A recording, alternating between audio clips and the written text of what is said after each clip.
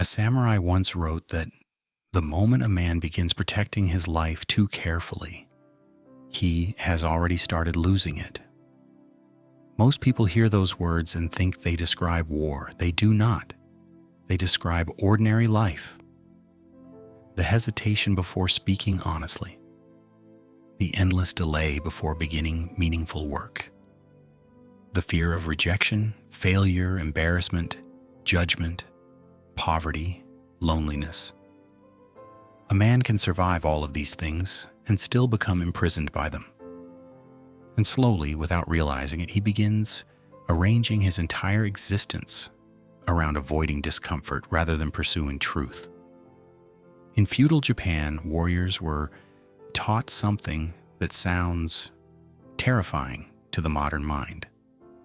Before battle, the samurai was expected to meditate on death so deeply that he no longer clung to survival. Not because he hated life, but because attachment to safety made the body weak, the mind hesitant, and the spirit predictable. Miyamoto Musashi understood this better than most men who have ever lived. He walked into dozens of duels where death stood directly before him. Yet he moved with unusual calm because he had already accepted the possibility of losing everything. Once a man stops bargaining with fear, fear loses its authority over him. Most people today are not facing swords. They are facing something quieter and in many ways more dangerous. Endless hesitation, constant self-protection. A life spent waiting to feel ready.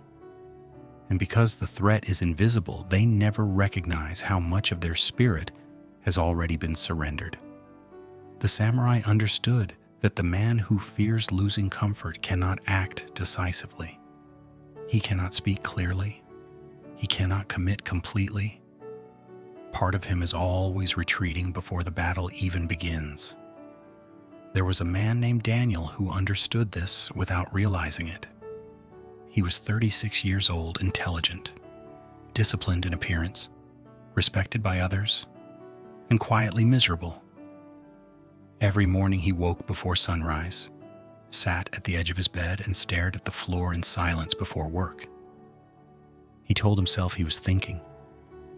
In truth, he was avoiding decisions, avoiding risks, avoiding confrontation, avoiding the deep awareness that years of his life had already disappeared while he waited for a certainty that never came.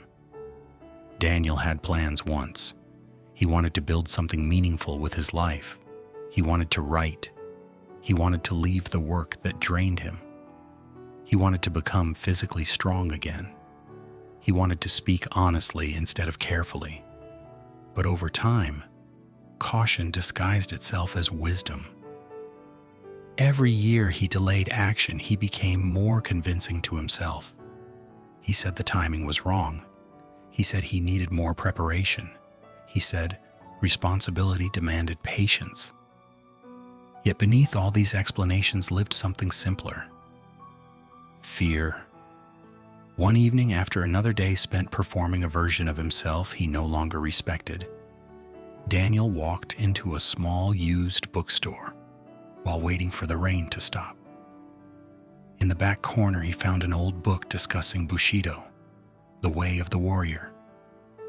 Most of the pages were worn and stained. One sentence stopped him cold. The way of the samurai is found in death. At first, he rejected it. It sounded extreme, primitive, violent. But the more he sat with the sentence, the more he understood it had nothing to do with dying. It was about removing fear from decision-making. The samurai did not wait to act until fear disappeared. He acted after accepting the worst outcome completely. Once death was accepted, hesitation lost its power. And for the first time in years, Daniel realized that every major decision in his life was still being controlled by the need to preserve himself. Chapter 1. The Prison of Self-Preservation. Most people believe fear is an emotion. The samurai believed fear was attachment. Attachment to reputation, attachment to comfort, attachment to identity, attachment to control. The stronger the attachment, the weaker the man becomes under pressure. Because now every action must first pass through the question, what if I lose something? This is why so many people remain trapped in lives they secretly despise. They are not incapable. They are overprotective of themselves. They protect the image others have of them. They protect predictable routines. They protect fragile certainty. And while they are protecting all these things, life quietly passes by them like water moving around stone. Musashi wrote that one must not have a favorite weapon. This principle extended far beyond combat. The warrior who depends too heavily on one method becomes rigid. The man who clings too tightly to one identity becomes fragile. Many people cannot act freely because they are too invested in maintaining the version of themselves they have already presented to the world. Daniel began noticing this everywhere. At work, he softened his opinions to avoid tension. In conversations, he said what was socially acceptable instead of what was true. He postponed difficult actions because he feared temporary discomfort. Even his routines were built less around growth than around emotional safety. Every day was structured to minimize uncertainty, yet uncertainty remained inside him constantly. One night he sat alone in his apartment with the lights off, listening to rain strike the windows. He asked himself a question that disturbed him deeply. If I already knew this version of my life would end tomorrow, what would I stop pretending about today? The answer came immediately. Almost everything. The samurai practiced death meditation because it stripped away illusion. When a man truly remembers that life is temporary, false priorities begin collapsing naturally. Petty approval loses value. Delay becomes intolerable. Pride becomes unnecessary. And strangely, a quiet freedom begins appearing beneath the fear. Zen monks understood this clearly. Impermanence was not viewed as tragic. It was viewed as clarifying. Cherry blossoms were beautiful precisely because they disappeared. The warrior trained with urgency because tomorrow was never guaranteed. To live as if already dead meant living without clinging. Most people misunderstand surrender. They imagine weakness. But the samurai viewed surrender differently. Surrender meant releasing attachment to outcomes so action could become pure. Daniel began experimenting with this idea in small ways, not dramatic changes. The samurai respected small disciplines repeated consistently. He started speaking more honestly during meetings. He stopped rehearsing conversations endlessly beforehand. He made decisions faster. He trained every morning without negotiating with himself. And each time fear appeared, he practiced saying internally, "If this destroys the version of me I have been protecting, let it die." Something strange began happening. The more he accepted discomfort, the calmer he became. Chapter 2. The man who has already lost everything. There is a dangerous kind of exhaustion that comes from constantly managing fear. Most people carry it for years without understanding why they feel heavy all the time. Every interaction becomes strategic. Every decision becomes defensive. Every ambition becomes diluted by caution. The mind becomes crowded with invisible negotiations. The samurai sought simplicity because complexity weakens action. Before battle, a warrior reduced his thoughts to essentials: breath, posture, awareness, presence. Anything unnecessary became an obstacle. Modern people suffer partly because they carry too much psychological clutter, too many imagined futures, too many opinions, too many fears about things that have not happened and may never happen. Daniel realized he had spent years trying to guarantee outcomes before acting. He wanted certainty before commitment, security before movement, confidence before exposure. But certainty never arrived, and because it never arrived, action kept being postponed. One morning while training at a small gym before sunrise, he noticed an older man practicing the same movements repeatedly with complete concentration. No headphones, no distractions, no performance, just quiet repetition. There was something ancient in the man's discipline. He moved like someone unconcerned with appearance. After several weeks, Daniel finally spoke to him. The older man had studied Japanese martial arts for decades. During one conversation, Daniel confessed his frustration. He explained how trapped he felt by hesitation. The older man listened carefully before saying something simple. "You are trying to save a life you do not even want." The sentence struck him harder than any insult could have. The samurai understood that fear grows strongest when identity becomes overprotected. A man who cannot tolerate embarrassment becomes controlled by embarrassment. A man who cannot tolerate rejection becomes controlled by rejection. The warrior trained himself to become familiar with loss mentally before encountering it physically. This was why Bushido emphasized readiness for death. It created psychological invulnerability. Once a man has already accepted loss internally, threats lose their ability to manipulate him. Daniel began practicing this deliberately. Before difficult conversations, he imagined losing approval completely. Before pursuing opportunities, he imagined failure fully. Before speaking honestly, he imagined misunderstanding and criticism. Not to become negative, but to remove unconscious bargaining from his actions. At first it felt unnatural. His body resisted, fear still appeared. But gradually, he noticed something important. Fear became lighter when he stopped arguing with its existence. The warrior does not waste energy demanding courage before action. He moves despite uncertainty. Modern people often believe confidence creates action. The samurai understood the opposite. Action creates confidence. There is a moment in swordsmanship when hesitation becomes more dangerous than the opponent. The instant the mind splits between advancing and retreating, movement loses power. Life functions the same way. Half-committed men suffer more than fully committed ones because they experience both fear and regret simultaneously. Daniel had lived half-committed for years. Now, slowly, he began cutting away unnecessary hesitation. Chapter 3. The Discipline of Immediate Action. Musashi warned repeatedly against softness born from comfort.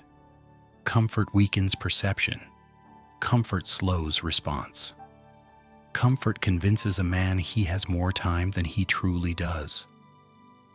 The warrior trained under difficult conditions, not because suffering itself was sacred, but because dependency creates vulnerability.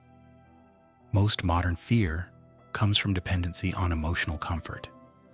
People wait to feel motivated. They wait to feel confident. They wait to feel certain. The samurai would have viewed this as dangerous weakness. Action was not supposed to depend on emotional weather. Daniel started building what he called non-negotiable actions. Small disciplines performed regardless of mood. Wake before dawn. Train daily. Write every evening. Speak directly. Reduce unnecessary distraction. Finish difficult tasks first. These actions were not dramatic individually. But together they began rebuilding his identity from the inside. Bushido emphasized conduct over emotion. The warrior did not ask whether he felt disciplined. He practiced discipline until it became natural. Modern people often overvalue internal feelings, while undervaluing repeated behavior. Yet identity is shaped less by what a man feels and more by what he repeatedly does. Months passed. Daniel's external life had not transformed overnight, but internally something profound was changing. The constant noise of hesitation was beginning to weaken. Decisions became cleaner. His mind became quieter. He no longer spent endless hours rehearsing imaginary scenarios before acting. And because he feared outcomes less, he became more effective within them. One evening, he finally submitted a proposal he had delayed for nearly 3 years. Not because he suddenly believed success was guaranteed, but because he no longer needed guarantees to act. The outcome mattered less than becoming the kind of man who moved without paralysis. This is one of the great hidden truths of the samurai mindset. Fearlessness is not emotional intensity, it is reduced attachment. Zen training often focused on direct experience because excessive thinking separates man from reality. A warrior cannot react effectively while trapped in abstraction. Yet many modern people spend most of their lives inside imagined futures rather than immediate reality. Anxiety flourishes there. The samurai returned constantly to presence, breath, awareness, simplicity, action. Daniel began practicing silence intentionally, fewer explanations, less complaining, less emotional leakage. He noticed how much energy people wasted discussing what they feared instead of confronting it quietly. The warrior conserved energy for action, not performance. As his habits changed, his relationships changed too. Some people became uncomfortable around him. He was less eager to please, less available for empty distraction, less interested in pretending. Many people claim to admire discipline until discipline disrupts their access to your weakness. The samurai accepted loneliness as part of the path, not because isolation was superior, but because truth often separates a man from environments built on avoidance. Chapter 4: The Death of the False Self. There comes a moment when transformation stops feeling inspiring and starts feeling brutal. This is the stage most people retreat from. The old identity begins collapsing, but the new one is not yet stable. A man feels exposed, uncertain, empty. The samurai understood this stage well. In Japanese philosophy, the destruction of illusion was often painful because illusion provides psychological comfort. The ego resists death fiercely. Daniel experienced this during a winter evening after a difficult conversation with his family. For years, he had hidden his dissatisfaction behind politeness and passivity. That night, he spoke honestly about the life he wanted to build and the changes he needed to make. Some understood him, others did not. Driving home afterward, he felt fear rise inside him again. Not fear of physical harm, fear of becoming unfamiliar, fear of losing the version of himself others expected. But beneath that fear was something calmer: relief. The samurai trained to die before battle because clinging destroys clarity. Daniel was finally beginning to understand this spiritually. Every major transformation required a kind of death. Not physical death, but identity death. The death of approval seeking. The death of endless hesitation. The death of dependency on comfort. And every time part of that false self died, more energy became available for purposeful action. Musashi often lived in solitude. He studied human nature relentlessly. He understood that mastery requires removing distraction and illusion. Most people attempt to add strength without removing weakness, but the samurai focused heavily on elimination. Remove excess desire, remove unnecessary fear, remove dependency, remove hesitation, remove self-deception. Strength emerges naturally when interference is reduced. Daniel simplified his life aggressively. He reduced meaningless entertainment, reduced social obligations rooted in guilt rather than respect, reduced endless digital noise, reduced empty consumption. At first, the silence felt uncomfortable. Then it became restorative.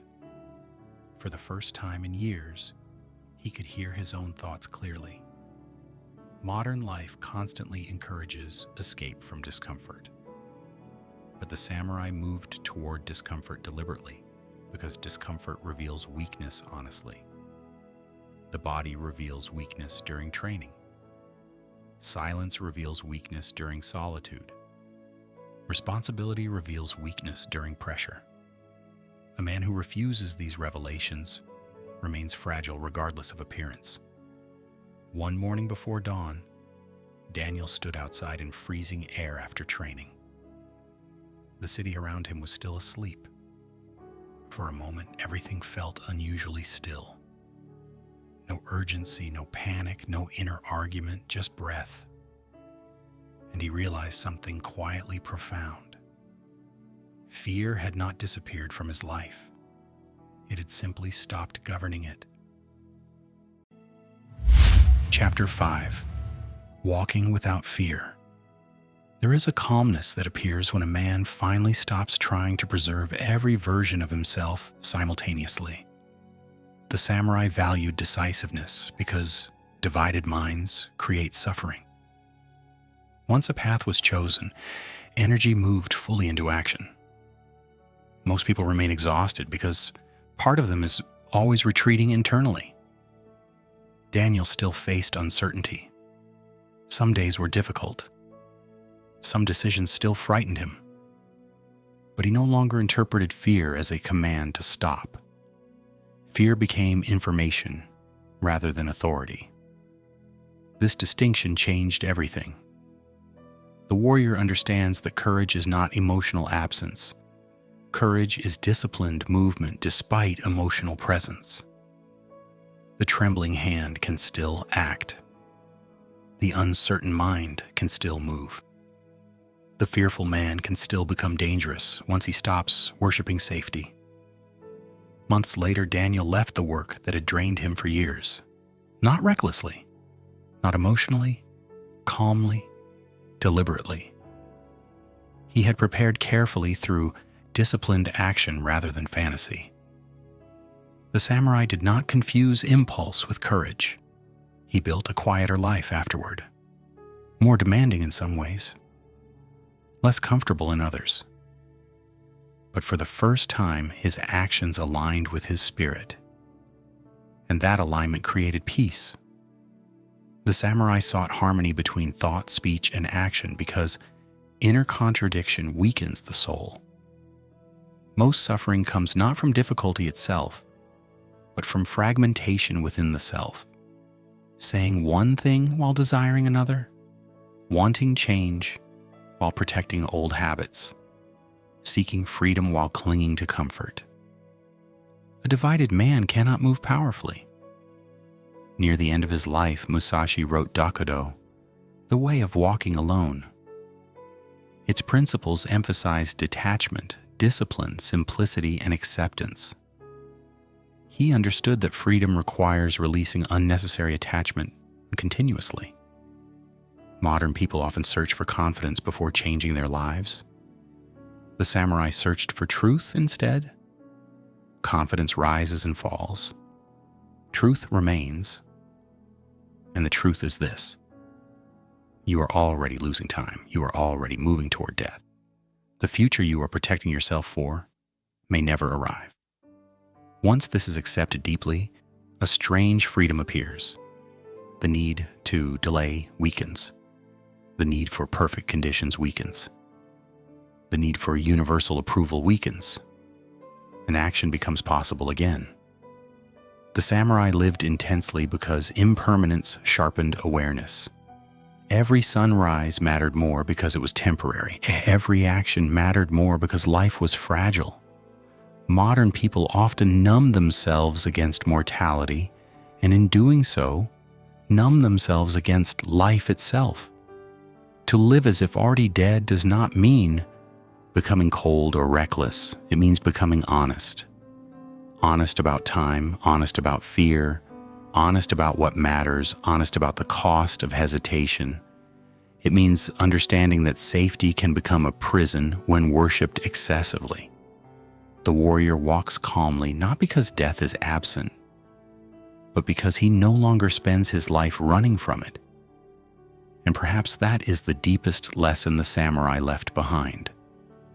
The moment a man stops trying to preserve himself at all costs, he finally becomes capable of living fully, not carelessly, not violently, not arrogantly, but clearly, with presence, with discipline, with quiet resolve.